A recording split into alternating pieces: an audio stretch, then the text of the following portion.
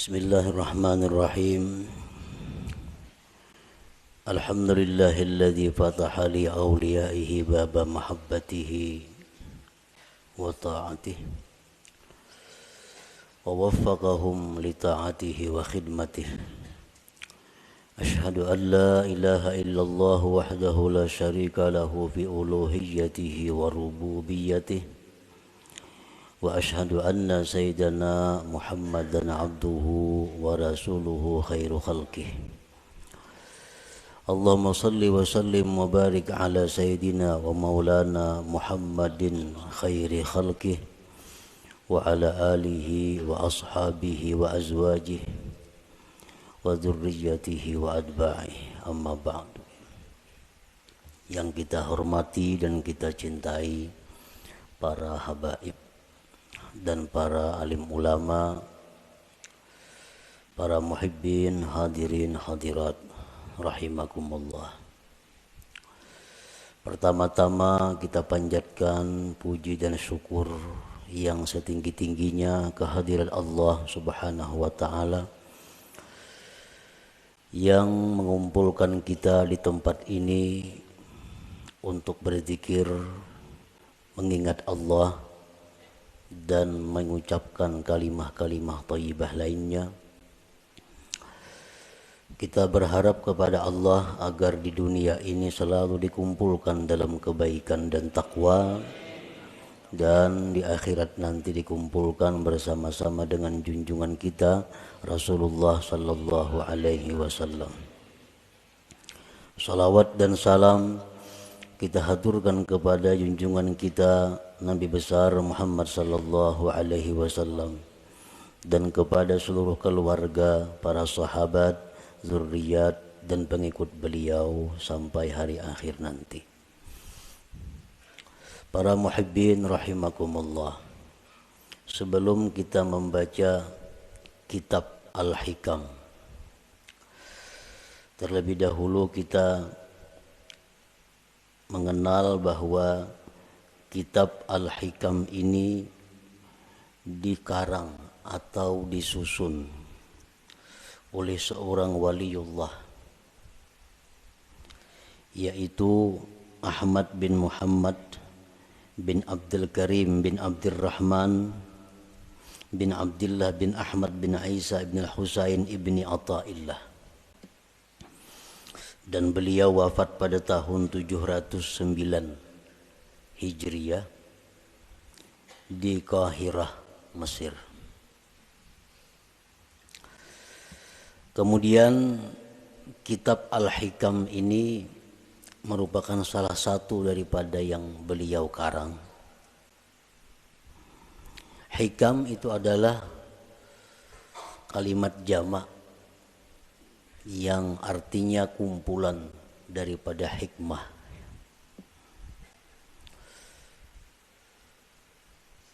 Syekh Muhammad Hayat As-Sindi mengatakan bahwa di dalam hikam itu ada 264 hikmah. 264 hikmah itu terkumpul di dalam satu kitab sehingga dinamai kitab itu adalah Al-Hikam. Nah, mengenai hitungan berapa hikmah yang ada di dalam kitab Al-Hikam itu bermacam-macam para ulama menghitungnya. Ada yang mengatakan jumlah hikmah yang ada di dalam hikam itu berjumlah 264. Ada yang mengatakan 275. Dan ada yang mengatakan lain pada yang demikian. Sebagaimana para ulama tidak sama pendapatnya tentang menghitung jumlah ayat-ayat yang ada di dalam Al-Quran. Ada yang mengatakan 6.666, ada yang mengatakan lain daripada itu. Para muhibbin rahimakumullah, kemuliaan dan kehebatan kitab Al-Hikam ini sampai-sampai dikatakan oleh sebahagian ulama, lau jazatis salatu bi syai'in ghairal Qur'an lajazat bihikam ibni Athaillah. Andai kata di dalam sembahyang itu boleh kita membaca selain Al-Quran, waktu qiyam, waktu berdiri, itu kan hanya Quran yang kita baca, surat Fatihah dan surah yang lain. Andai kata boleh diganti dengan yang lain, niscaya kitab hikam ini patut dijadikan penggantinya. Niscaya kitab hikam ini boleh untuk dijadikan penggantinya. Kenapa demikian? Karena kehebatannya dalam lapas, susunan kata-katanya, dan makna-maknanya mengandung ilmu-ilmu yang bermanfaat bagi mereka yang membaca dan memahaminya. Para muhibbin rahimakumullah, kitab hikam itu satu matan yang banyak disyarahkan oleh para ulama. Berpuluh-puluh macam kitab syarah hikam. Intinya adalah menguraikan seluas-luasnya apa yang terkandung di dalam hikmah per hikmah yang ada di dalam kitab hikam itu. Nah, oleh karena itu di dalam kesempatan kita membaca kitab hikam ini, ulun kadang mengambil kepada satu kitab syarah hikam tertentu. Jadi artinya kita membaca matannya, kemudian kita ambil dari beberapa syarah-syarah yang ada yang telah dikarang oleh para ulama itu. Para muhibbin rahimakumullah, al-hikmatul ula, hikmah yang pertama di dalam kitab hikam, min alamatil i'timad 'alal amal nuqsanur raja inda wujudiz zalal. Nah, ini kalimat hikmah yang pertama di dalam kitab hikam itu. Min alamatil i'timad 'alal amal nuqsanur raja inda wujudiz zalal. Artinya, sebagian daripada tanda berpegangnya seseorang dengan amal, berkurangnya mengharap rahmat Allah ketika adanya kesalahan pada dirinya.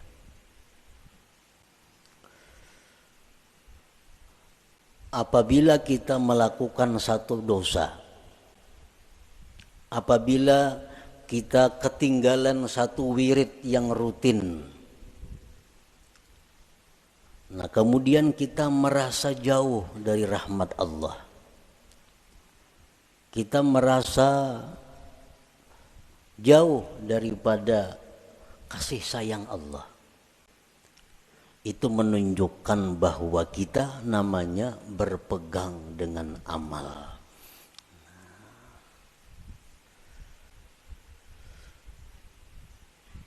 Orang-orang yang mulia, orang-orang yang sudah mengenal lebih jauh tentang Allah Subhanahu wa ta'ala, dalam keadaan apapun mereka itu tidak berkurang harapnya kepada Allah. Baik mereka dalam melakukan taat atau mereka sedang diuji dengan kemaksiatan, harap mereka kepada Allah tetap sama. Kenapa sebabnya? Karena mereka tidak berpegang kepada amal. Mereka itu berpegang kepada rahmat Allah, berpegang kepada anugerah Allah Subhanahu wa ta'ala. Para muhibbin rahimakumullah, amal itu artinya adalah harakatul jismi awil qalbi. Itu ngarannya amal. gerak tubuh, gerak jasad atau hati. Bila bergerak awak kita nih ngarannya beramal. Nah, bila bergerak hati kita ngarannya beramal. Itu arti amal. Fa in taharraka bima fihi sawab summiya ta'atan. Wa in taharraka bima fihi al-iqab summiyat maksiatan. Apabila gerak badan kita atau gerak hati kita itu ada pahalanya, itu ngarannya taat. Apabila gerak badan atau hati kita itu mengakibatkan kita disiksa, ngarannya maksiat. Jadi maksiat itu beramal juga. Makuat badan itu beramal jar. Orangnya penjudi. Kawah jadi padahal kan pak amalnya. Karena amal itu artinya gerak badan atau gerak hati. Bila bapahala ngarannya taat, bila maksiat ngaran, bilanya disiksa ngarannya maksiat. Itu arti amal. Para muhibbin rahimakumullah, kemudian yang kita fokuskan perhatian kita adalah amal yang mendatangkan sawab, pahala atau taat. Kita tinggalkan amal yang mendatangkan siksa, yaitu maksiat. Nah, amal taat ini ada 3. Amal taat itu ada 3. Pertama ada amal syariat. Yang kedua ada amal tarikat. Yang ketiga ada amal hakikat. Ini ketiga-tiganya adalah taat. Ketiga-tiganya adalah taat. Baik amal kita ini syariat, baik amal kita ini tarikat, atau amal kita itu hakikat, itu sama-sama mendatangkan pahala.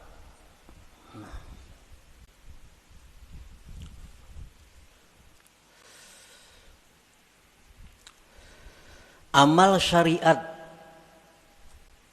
untuk apa? Para ulama tasawuf mengatakan amal syariat itu gunanya li islahil jawarih,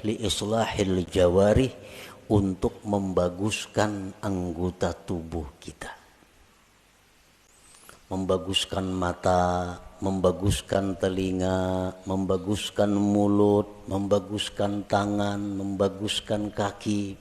Itu disebut adalah amal syariat. Kayak apa mata supaya bagus? Jangan memandang yang diharamkan Allah. Kayak apa mulut nang bagus? Jangan berkata-kata yang dilarang Allah. Kayak apa batis nang bagus? Jangan melangkah kepada jalan yang diharamkan Allah. Kayak apa tangan nang bagus? Jangan menjamah atau menyentuh yang dilarang Allah. Nah, membaguskan anggota-anggota tubuh kita ini, itu urusan amal syariat ngarannya.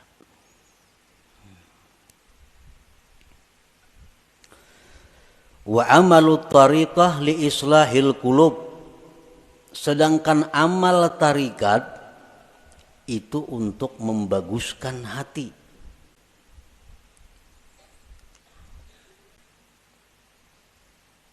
Amal tarikat itu gunanya adalah membaguskan hati.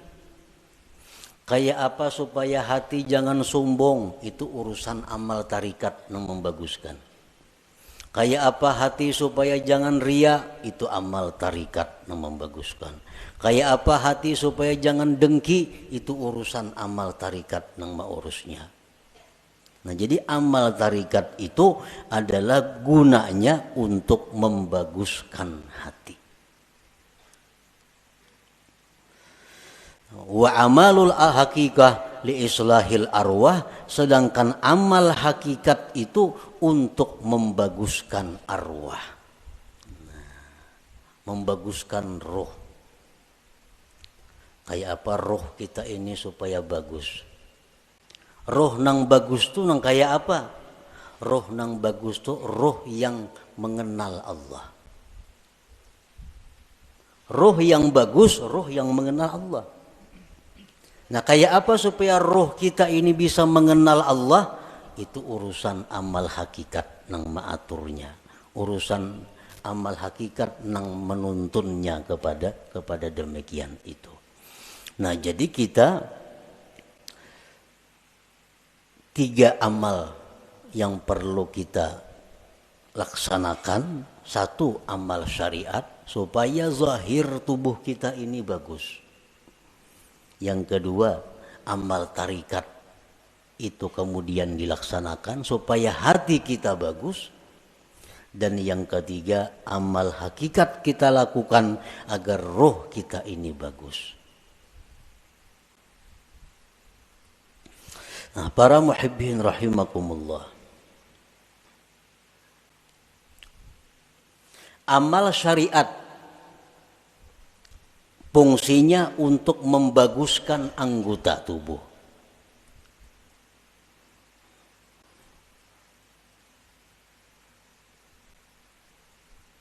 Amal syariat fungsinya untuk membaguskan anggota tubuh.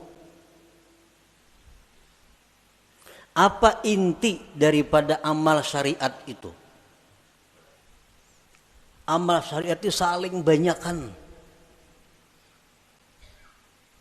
Tetapi kembali kepada 3 pokok. 3 pokok inilah yang disebut dengan amal syariat. Pertama, tobat.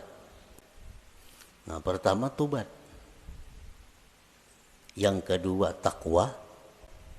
Yang ketiga, istiqamah. Nah, ini seluruh amal syariat kembali kepada 3 ini.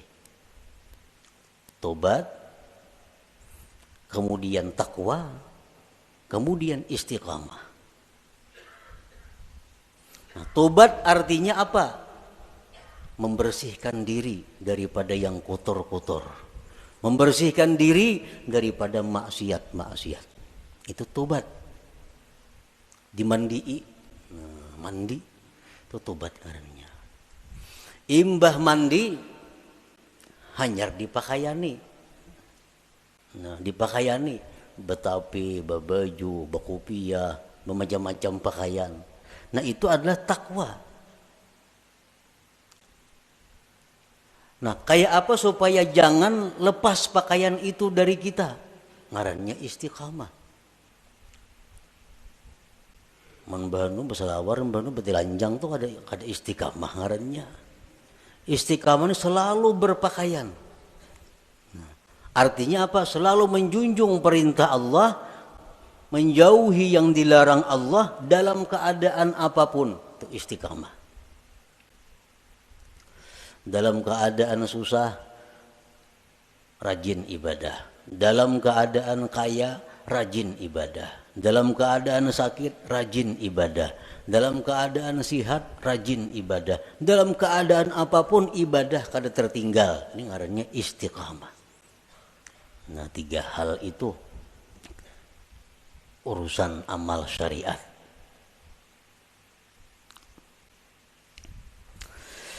Nah, kemudian amal tarikat. Banyak banget tarikat itu amalannya. Tetapi intinya kembali kepada 3. Supaya hati kita ini bagus. Pertama, ikhlas. Ikhlas. Yang kedua, sidik. Yang ketiga, tumakninah. Nah, ini intinya.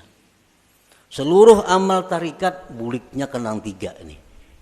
Bila yang 3 ini bisa kita laksanakan, maka kita sudah mempunyai amal tarikat ngarannya. Berarti sudah punya hati yang bagus. Pertama, ikhlas. Yang kedua, sidik. Setiap orang sidik pasti ikhlas. Orang ikhlas belum tentu sidik. Jadi sidik itu lebih tinggi kedudukannya daripada ikhlas.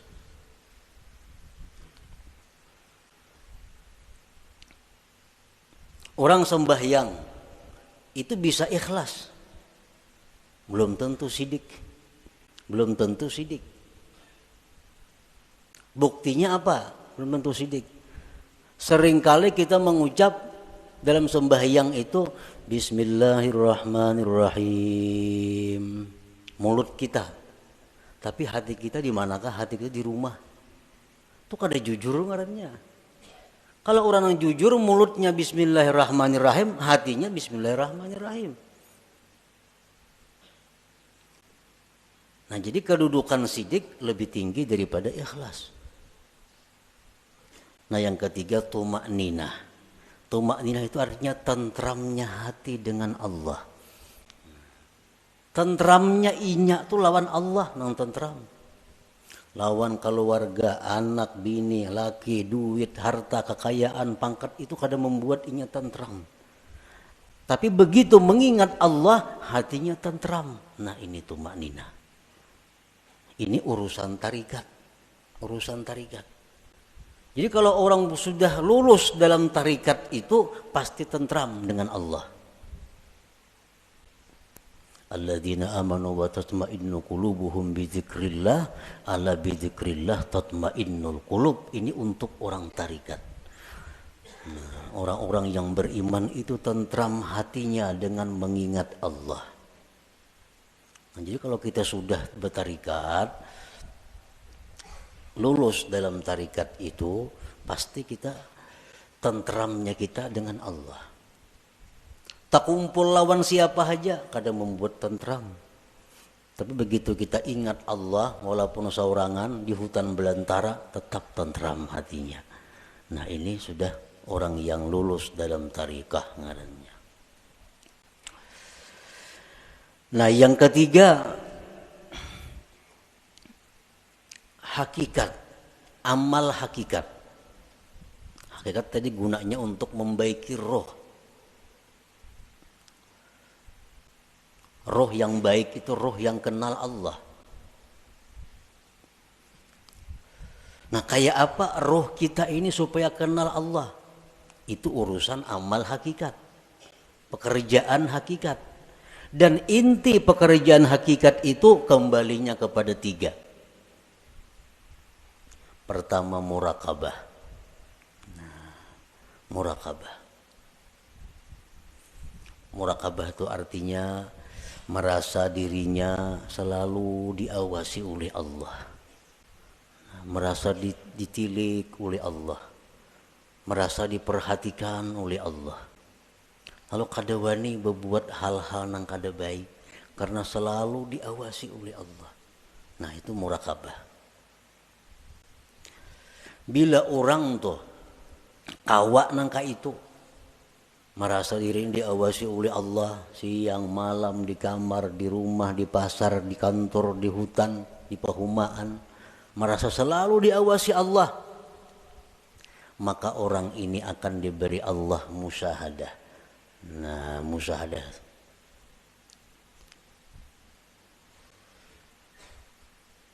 Bila orang itu sudah musyahadah lawan Allah, ngarannya ma'rifat lawan Tuhan. Jadi amal hakikat ini tiga, murakabah, musyahadah, ma'rifat. Itu amal hakikat ngarannya.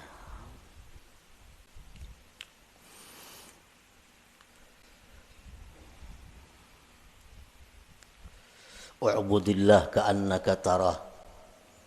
Beribadahlah kamu kepada Allah seolah-olah engkau itu melihat Allah. Nah, itu musyahadah.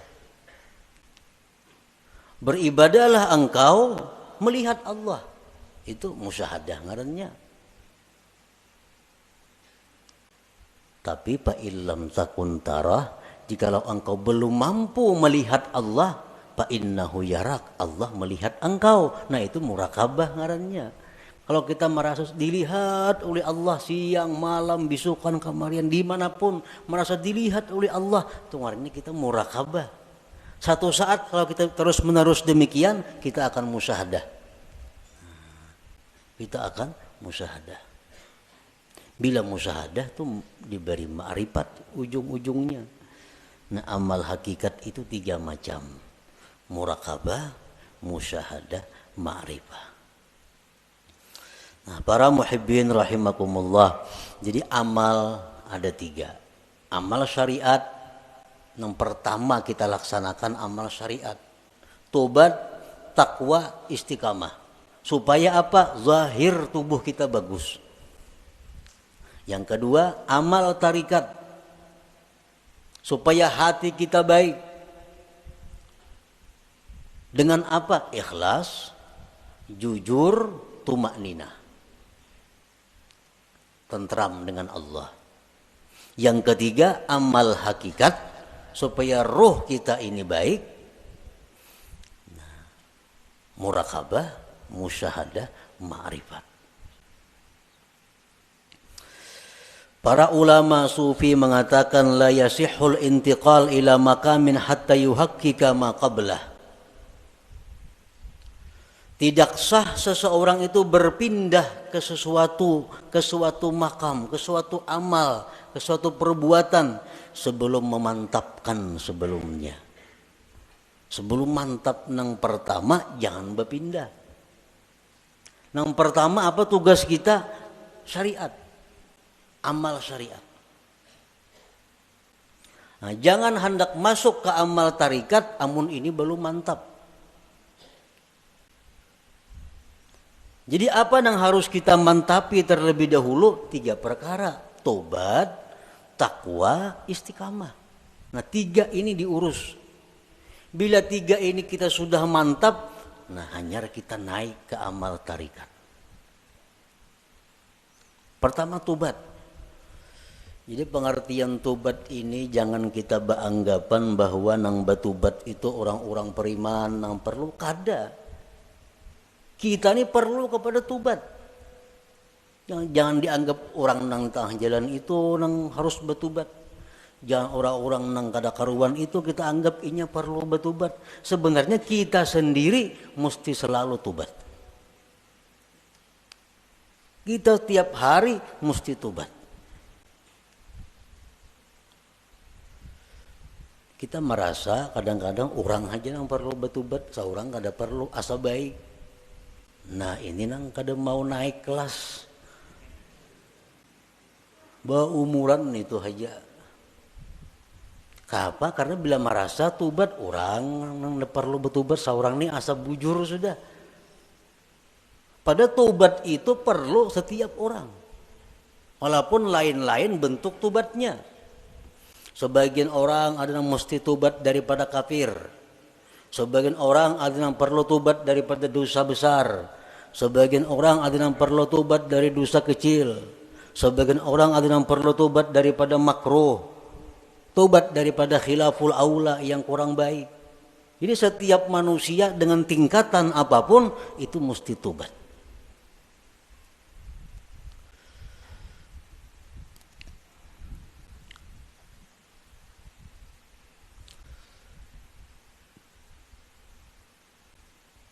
Nah kita sudahlah bertobat, sudah. Dulu minum arak, sekarang ampih. Dulu penjudi, sekarang ampih. Tobat. Dulu ketujuh riba, sekarang ampih. Tobat. Dahulu suka zina, sekarang ampih, sudah tobat. Nah cuma tahukah kita tobat kita itu diterima atau kada? Nah, karena orang nang ampih itu belum tentu diterima.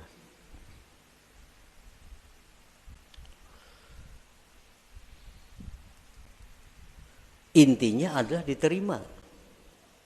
Apakah tobat kita itu sudah diterima oleh Allah atau belum? Nah ini yang kada tahu. Maka kita kada boleh naik ke suatu makam, ke suatu tingkatan sebelum memantapkan tingkatan yang pertama, hanya tingkatan yang kedua, mantap nang kedua, hanya naik ke tingkatan nang ketiga. Selama kita belum biris tingkatan syariat, kada akan bisa kita mengaji ilmu tarikat. Mengaji bisa, paham bisa, memakai pasti kada kawa. Memakai pasti kada kawa. Mau kada kawa.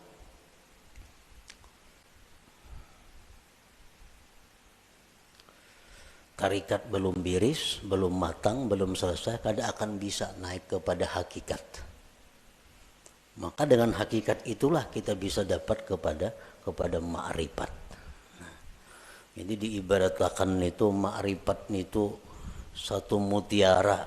Nah, mutiara, andaknya mutiara itu di dalam ruangan nang halus, muat awak. Ruangannya muat awak. Ruangan nang halus ini andaknya di sebuah kamar. Nah, kamar kawah jorong boleh membaandam. Dan kamar itu andaknya dalam sebuah rumah. Nah, rumah ini mau naik sepeda motor kawah aja ke rumah. Nah, jadi kita kada bisa masuk ke rumah kalau kita masih banyak bawaan. Ada kawan. Kalau kita masih banyak bawaan kita ini masih berinting, sering banyakan bawaan. Kalau kita bakajal ke rumah, kada kawa. Buangi nang kada perlu supaya kita kawa masuk ke rumah. Nah, motor ditinggal, nang mana diisi motor, toko ditinggal. Kalau mau angkut toko ke rumah, kada kawa. Nah, kios ditinggal, kabun ditinggal, kada muat rumah. Nah, jadi nang kau masuk ke rumah hanya barang-barang tertentu. Nah, artinya apa? Syariat itu laksana rumah. Begitu kita masuk syariat, banyak nang kita tinggalkan. Riba tinggalkan, permainan tinggalkan, zina tinggalkan, semua aja tinggalkan. Kawa tuh kita masuk ke rumah. Nah, sepeda motor kawa dibawa ke rumah, sepeda kawa dibawa ke rumah. Begitu kita hendak masuk kamar, nah, ngalih bawa sepeda motor ke kamar, ngalih bawa kendaraan ke kamar itu, pas ditinggal di luar kamar, bakal karasan kada kawa bahanjuran. Nah, sama halnya kita ini kalau hendak masuk kepada tarikat, buangi gawian-gawian yang lain-lain supaya kita muat bandak di situ. Nah, hendak masuk pulang ke hakikat, halus kamarnya muat awak, jam tangan gini dipacul kada kawa. Kacamata santok pacul juga. Nah, muat beti lanjang aja kawa lagi. Nah, hanyar kawa kita masuk ke kamar nah halus tuh untuk mengambil yang berharga yaitu mutiara atau ma'rifat itu. Nah, itu artinya kita kada kawa melangkah ke situ kalau sebelum matang nang pertama. Nah, syariat ini nang dibiriskan terlebih dahulu. Cara kita berjual beli, cara kita bergaul, cara kita makan, cara kita berpandir, cara kita berpakaian sesuaikan dengan syariat. Bila kada sesuai lawan syariat, hendak ke hakikat kada bisa. Jamin kada bisa. Napanya bisa? Pandirnya aja. Pandirnya aja bisa. Praktiknya kada bisa. Itu sudah hukum, ketentuan. Syariat kada mantap, kada kawan naik ke tarikat. Tarikat kada mantap, kada kawan naik ke hakikat. Nah, jadi fokus kita ini adalah membaguskan dahulu syariat kita. Kayak apa membaguskan syariat? Tobat. Nang ketujuh menggibah, tobat. Nang ketujuh riba, tobat. Nang ketujuh memakai pakaian haram, tobat. Imbah kita tobat itu perlu diteliti, perlu dipikirkan. Tobatku ini diterima juga kah, kada kah?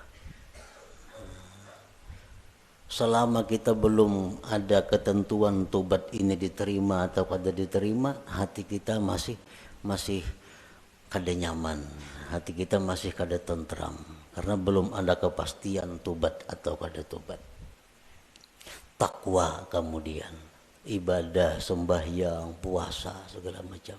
Takwa, istiqamah terus menerus seperti itu.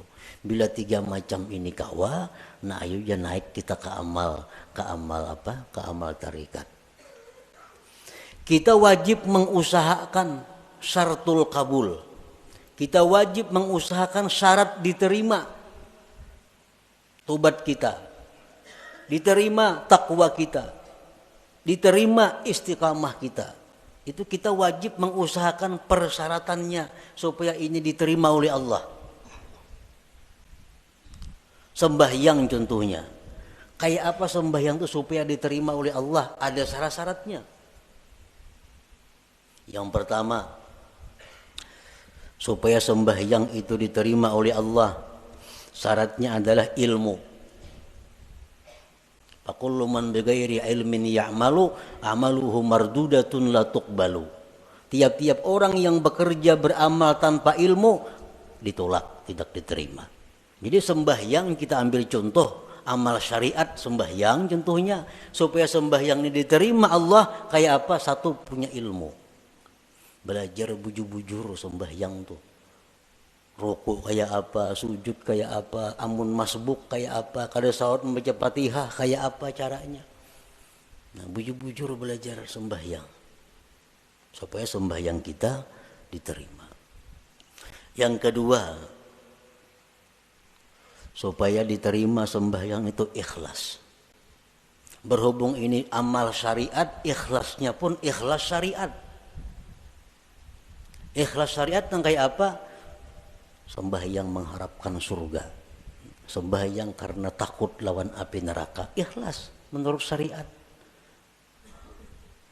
Sembahyang kita mudahan masuk surga dengan itu syariat bujur, ikhlas. Kenapa sembahyang? Takutan kalau pindah ke neraka mati, itu ikhlas dalam syariat.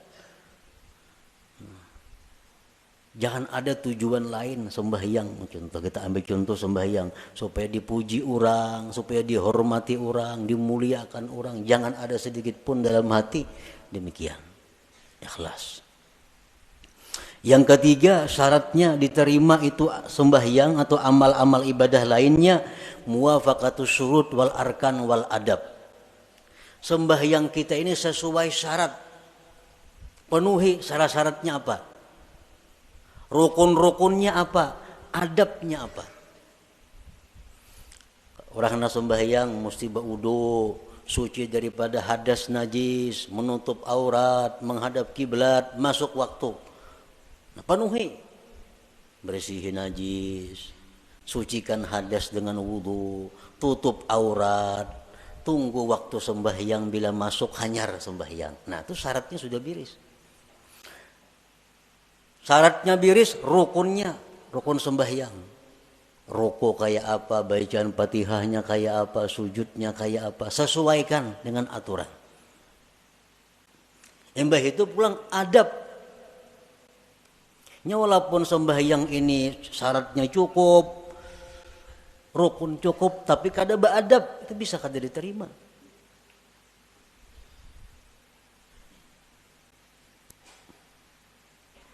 Sesuaikan adabnya.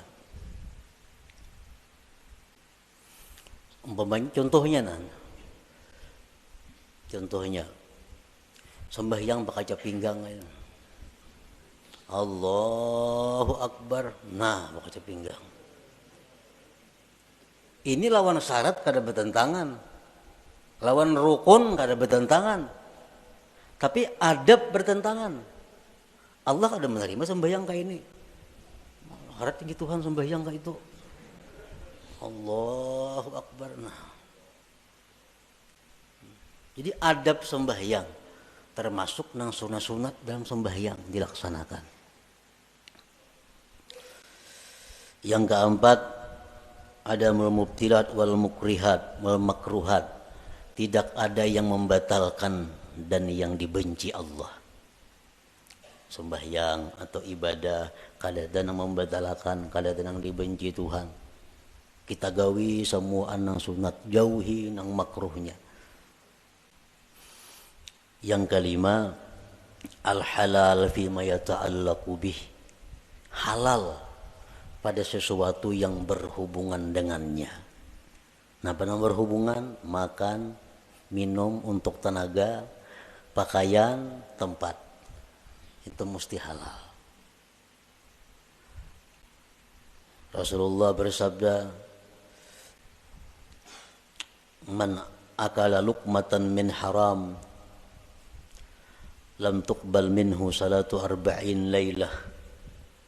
Orang yang makan satu suap daripada makanan yang haram tidak diterima sembahyang 40 malam.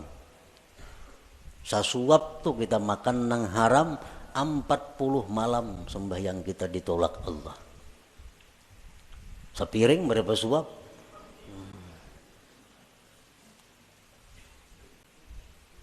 Nah, ini urusan amal syariat.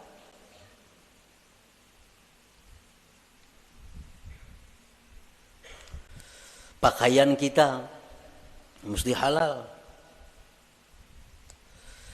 Rasulullah SAW bersabda, man ishtara sauban bi ashri darahim bi samanihi dirhamun haram lam yaqbalillah salatahu ma dama alaihi minhu syai. Barang siapa nukar pakaian 10 dirham, 1 dirham ada yang haram, kada Allah terima sembahyangnya selama itu masih ada. Nah, jadi kalau amal syariat ini kita biriskan dan kita usahakan syarat diterima oleh Allah, nah hanya kita melangkah ke amal hak tarikah, hanya ke amal tarikah. Para muhibbin rahimakumullah, Imam Ahmad ibnu Athaillah tadi mengatakan, termasuk tanda orang yang berpegang dengan amal, kurangnya berharap kepada Allah ketika terjadi maksiat pada dirinya. Nah, sekarang kita tadi beramal, tobat sudah kita laksanakan, syarat-syarat untuk diterima sudah kita laksanakan, takwa sekarang ini kita laksanakan, istiqamah kita laksanakan. Jangan sekali-kali kita berpegang, kita condong, kita gembira dengan tobat, takwa, dan istiqamah itu. Jangan sekali-kali kita berpegang, jangan sekali-kali kita bersandar, jangan merasa gembira dengan tobat, takwa, dan istiqamah tadi. Kenapa sebabnya? Karena takwa, tobat, istiqamah itu bagian amal syariat tuh, itu kada akan bisa memasukkan kita ke dalam surga. Kada perlu kita gembira dengan itu. Lalu apa nang kita gembirakan? Nang kita banggakan, nang kita gembirakan itu adalah rahmat Allah nang datang kepada kita sehingga kita bisa tobat, bisa takwa, bisa istiqamah. Nah, rahmat Allahnya ini nang kita gembirakan, bukan takwanya. Nah, bila kita menggembirakan dengan takwa yang kita lakukan, ngarannya berpegang dengan amal. Bila orang berpegang lawan amal itu, lawan Tuhan turun naik. Bila banyak maksiat asa jauh lawan Tuhan. Bila berbuat taat asa parak lawan Tuhan. Padahal Tuhan tuh ada berjauh berparak sebenarnya. Nah, di situ kelemahan tauhid kita. Kenapa kita bila berbuat maksiat asa jauh lawan Tuhan? Berbuat taat asa parak lawan Tuhan. Karena kita berpegang lawan amal. Jika kita berpegang dengan rahmat Allah, apapun keadaan kita selalu dekat dengan Allah. Baik dalam maksiat kita dekat dengan Allah, waktu taat dekat lawan Allah, karena kita berpegang lawan Allahnya, bukan dengan amal kitanya. Nah, ini min alamatil i'timad 'alal amal nuqsanur raja inda wujudiz zalal. Rasulullah SAW bersabda, la yadkhula ahadukumul jannah bi amalihi. Seseorang kamu, ujar Nabi, selamanya tidak akan bisa masuk surga dengan amalnya. Nah, buat apa kita berpegang lawan amal?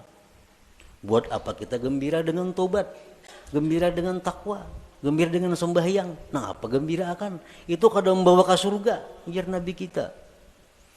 Qalu wala anta ya Rasulullah, Qala wala ana, aku pun ya Nabi, amalku kada bisa masukkan aku ke surga. Illa ayyataghammadani Allah birahmatih, kecuali Allah yang meliputkan aku dengan rahmatnya. Nah rahmatnya ini yang kita gembirakan. Oh kita gembira, kita suka tobat, sebab Allah memberikan rahmat kepada aku. Bukan dengan tobatnya kita gembira, tapi dengan rahmat yang diberikan Allah kepada kita. Nah itu yang kita pegang. Bila kita memegang rahmat Allah, kita kada akan berubah dengan Allah dalam keadaan taat atau dalam keadaan maksiat. Nah inilah inti daripada yang dimaksud dalam hikmah yang pertama Imam Ahmad Ibnu Athaillah, min alamatil i'timad alal amal nuqsanur raja inda wujudiz zalal. Tanda orang yang berpegang dengan amal, kurang berharap, rasa jauh bila mana dia maksiat kepada Allah, padahal kada boleh itu. Jadi kita dalam taat dekat dengan Tuhan. Kita waktu maksiat pun jangan merasa jauh lawan Tuhan, tetap dekat dengan Tuhan. Karena maksiat taat itu adalah bagian daripada amal. Amal kada perlu kita pegang. Yang kita pegang adalah Allah, rahmatnya dan anugerahnya. Nah kemudian sesudah itu al-hikmatus saniyah, hikmah yang kedua daripada Imam Ahmad Ibnu Athaillah. Iradatuka tajrid ma'a ikamatillah iyyaka bil asbab minasyahwatil khafiyah wa iradatukal asbab ma'a ikamatillah iyyaka bit tajrid inhitatun anil himmatil aliyah. Nah itu kita baca insyaallah pada minggu yang akan datang. La hadratin Nabi sallallahu alaihi wasallam al-Fatihah. A'udzubillahi minasyaitonir rajim. Bismillahirrahmanirrahim. Bismillahirrahmanirrahim. Maliki yaumiddin. Iyyaka na'budu wa iyyaka nasta'in. Ya Allah biha, ya Allah biha, ya Allah bihusnil khatimah. Ya Allah biha, ya Allah biha, ya Allah bihusnil khatimah. Ya Allah biha, ya Allah biha, ya Allah bihusnil khatimah. Ya ayyuhar rajun minhu syafatan sallu وسلموا تسليما اللهم صل وسلم وبارك عليه